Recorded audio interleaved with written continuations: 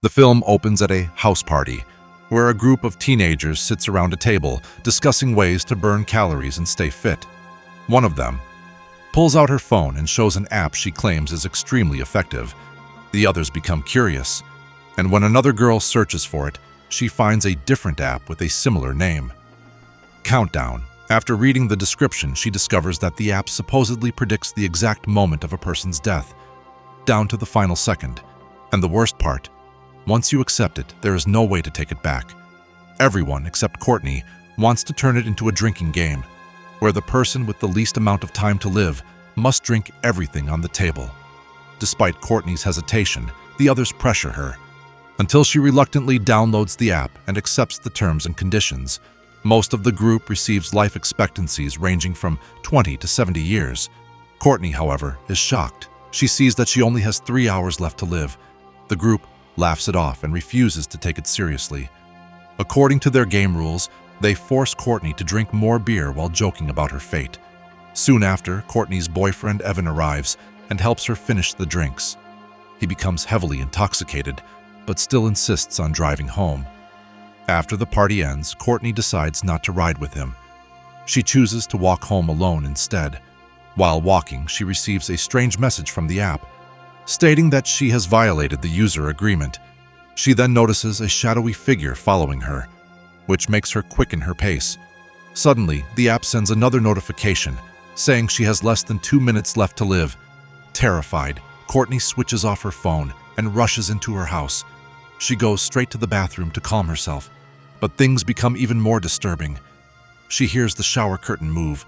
When she turns around, an invisible force grabs her and lifts her toward the ceiling. At the same time, her phone mysteriously turns back on. As the countdown reaches 0, Courtney is violently thrown to the bathroom floor, dead. And the worst part? Once you accept it, there is no way to take it back. Elsewhere, Evan is involved in a terrible car accident. Although he never downloaded the app, he narrowly escapes death. The passenger seat, where Courtney would have been sitting, is pierced by a large tree branch, showing how close she came to dying with him. The story then shifts to a hospital, where a nurse named Quinn Harris is delivering meals to patients. She soon learns that one of the patients is missing. After searching the hospital, she finds him standing on a balcony. The patient turns out to be Evan. Quinn sits with him and tries to make small talk to help him relax before surgery. However, he shows her the countdown app, which indicates that he has only about 19 hours left to live.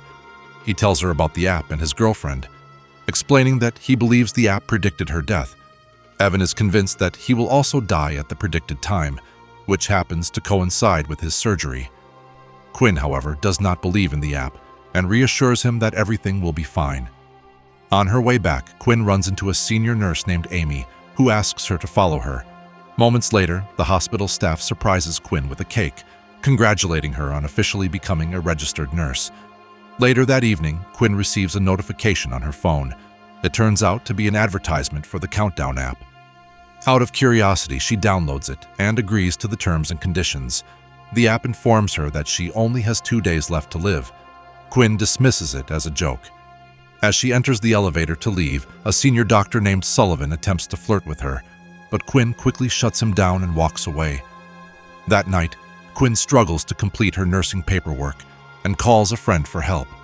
Her friend tells her she needs her birth certificate to complete the form. The next scene shows Quinn visiting her parents' house to retrieve it. After searching for a while, she finds the document in her late mother's room. Suddenly, she hears a noise coming from the closet. When she checks, she discovers her younger sister Jordan hiding there with her boyfriend. The boy quickly dresses up and leaves. Jordan becomes angry, complaining that Quinn interrupted her private moment. She also criticizes Quinn for being distant since their mother's death. After Jordan storms off, Quinn meets her father, who suggests visiting their mother's grave together sometime, to which Quinn agrees. The following day, Evan is being prepared for surgery. However, he becomes frightened when he notices that his countdown shows only 3 minutes remaining. Panicking, he leaves the operating room. Immediately, the app sends a notification stating that he has broken the user agreement. Evan then sees a tall, shadowy figure behind him in a mirror. Although no one is visible when he turns around, the figure continues to follow him toward a dark staircase. Using his phone flashlight, Evan nervously walks down the stairs. Suddenly, he sees a figure wearing Courtney's clothes. The figure grabs him and throws him down the staircase just as his countdown reaches 0, killing him instantly. Later, Quinn arrives at work, where Amy informs her about Evan's death. Curious, Quinn secretly takes Evan's phone, but realizes she needs a fingerprint to unlock it. With no other option, she heads to the hospital morgue. She first tries using Evan's fingerprint, but it fails. She then opens his eyes and successfully unlocks the phone using facial recognition. As she checks the phone, she sees the countdown app, which has already reached 0. Soon after, Quinn notices that her own countdown ends at the same time. The exact same time, she plans to meet her father and Jordan to visit her mother's grave. Alarmed, she calls her father and cancels the meeting. Immediately, the app sends a notification saying she has broken the user agreement. Suddenly, Quinn notices a dark figure nearby. When she tries to investigate, the figure disappears. Moments later, Dr. Sullivan suddenly startles her. He asks for her help with a patient. But while assisting him, Quinn encounters a problem with the machine. She decides to leave, but Dr. Sullivan stops her and attempts to force himself on her. Quinn manages to push him away and goes to find Nurse Amy to report what happened. However, before she can say anything, Dr. Sullivan calls Amy over, preventing Quinn from telling her the truth. That night, Quinn tries repeatedly to delete the app, but fails. She then searches the internet and discovers several cases involving the Countdown app, which increases her fear. As she prepares to sleep, she suddenly sees Evan's dead body lying beside her in bed. Shocked, she throws her phone to the ground, smashing it. However, the countdown still appears on the broken screen. Frightened, Quinn goes to her car and falls asleep inside. The next morning, Jordan wakes her up, and they climb up to Quinn's apartment. Jordan wants to spend time together, but Quinn refuses, saying it is not safe. Hurt and angry, Jordan storms off. Later, Quinn buys a new phone from an electronics store. She feels relieved when the app is not installed. However, just as she is about to leave, the countdown notification appears again. Quinn panics and asks the shopkeeper to remove it, but he is unable to do so. Frustrated, Quinn leaves the store and gets into her car. Meanwhile, another customer named Matt Monroe overhears the conversation and becomes curious about the app. While driving, Quinn suddenly sees a dark figure and crashes into another vehicle. The angry driver confronts her, but Matt steps in and helps calm the situation.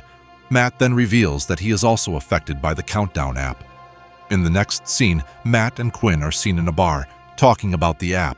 They decide to read the app's terms and conditions. Since the terms only appear during installation, Matt convinces a drunk man to download the app. As Quinn reads the terms, they learn that users must accept their fate no matter what. Despite the warning, the drunk man still agrees to the terms, and the app tells him that he will live to 91, which surprises them. Believing something supernatural is involved, Quinn and Matt visit the hospital to speak to a priest. After hearing their story, the priest suggests they speak to someone more knowledgeable and gives them an address. As they leave, Quinn receives a call from Amy, while Matt goes to the bathroom. There, Matt notices a barefoot child beneath a stall, but ignores it. Moments later, he hears someone crying. When he investigates, he sees the same child walking through the stalls, as if nothing blocks her path. Suddenly, the lights go out, and a mysterious figure attacks him. Matt struggles, but when the lights return, the figure disappears. Meanwhile, Quinn is called into a meeting with the Human Resources Department, where Dr. Sullivan is also present. To her shock, Sullivan falsely accuses Quinn of repeatedly harassing him. Quinn tries to defend herself and explain the truth, but HR sides with Dr. Sullivan and suspends her indefinitely. Furious and frustrated, Quinn storms out of the meeting room and reunites with Matt, who is still shaken from his earlier encounter. Soon after, they visit a church and meet the man the priest recommended. After listening to their story, he recalls an ancient legend about a demon that once terrorized an entire village. According to him, the villagers eventually discovered the creature's weakness and worked together to destroy it. Now, he believes that the same type of demon has returned, but this time, it is operating through the app. To better understand how the app functions, the priest advises Quinn and Matt to find someone capable of hacking into it. In the next scene, the pair return to the mobile phone store and ask the shopkeeper for help. At first, he assumes they are joking, but when they offer him money, he agrees to assist them. After some time, the shopkeeper successfully hacks into the app and discovers that the code is written in Latin. He also finds countdown timers for all users and modifies the system to extend Quinn and Matt's lifespans. During the process, they notice Jordan's name among the users, revealing that she has also downloaded the app. After the hacking is completed, Quinn takes Matt home because she is too frightened to spend the night alone. They talk briefly about their personal lives. Matt tells her a story about his dead brother, and Quinn tells him about her mom. Eventually, they fall asleep. But around midnight, Quinn wakes up after hearing noises outside the room. To her horror, she sees Matt standing outside, which means the person lying beside her in bed is not him. Panic sets in, and when Matt pulls back the sheets, the demon vanishes. As if that wasn't horrific enough, both Quinn's and Matt's countdown timers immediately reset to their original times. Elsewhere, Jordan hears her phone ringing in another room. When she checks it, she notices the countdown app. Suddenly, the lights begin flickering, and she hears her deceased mother calling her name. Moments later, her mother appears before her. Terrified, Jordan runs for her life. Luckily, Quinn and Matt arrive just in time and rescue her. Afterward, the trio returns to the priest. He studies the app's code and concludes that they are under a curse.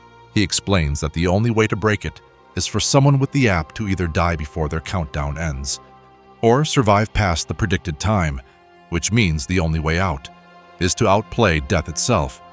Naturally, they choose the second option. The priest then blesses Salt and creates a protective circle meant to keep the demon away. Shortly after the ritual, Matt notices that his timer shows only 2 minutes remaining. He steps aside in panic, but Quinn follows him and comforts him. In an emotional moment, the two share a kiss. Suddenly, the lights go out, and everyone quickly gathers inside the Salt circle. The demon appears but cannot cross the barrier. However, Matt suddenly begins seeing visions of his deceased brother, who tricks him into stepping outside the circle. The demon immediately drags him away. Quinn runs after him, but just as she is about to reach him, Matt is suddenly hit by a speeding car and dies instantly. Heartbroken, Quinn goes back, only to find Jordan bleeding from a wound. She quickly takes her sister to the hospital. There, another nurse confides in Quinn that she has also been abused by Dr. Sullivan and wishes someone would stop him.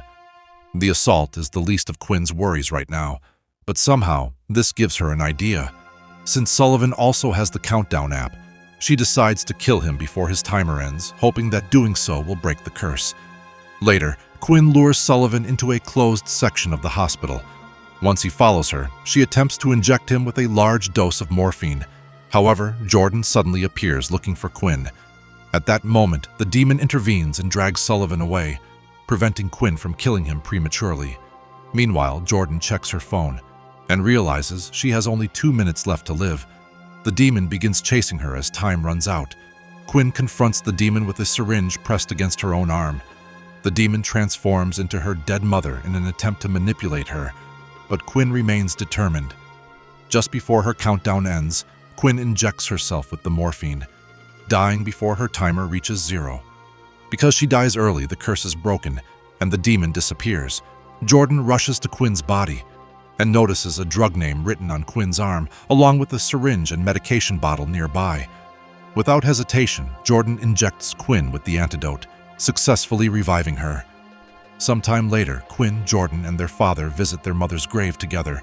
While there, they see a news report stating that Dr. Sullivan is facing a long prison sentence for his unethical behavior towards several of his co-workers. Everything seems normal again, until Quinn receives a notification on her phone stating that a new version of the Countdown app has been installed, suggesting that the terror may not be over after all. Thanks for watching. Make sure to hit the like and subscribe buttons to see more thrilling movie recaps like this. See you in the next one.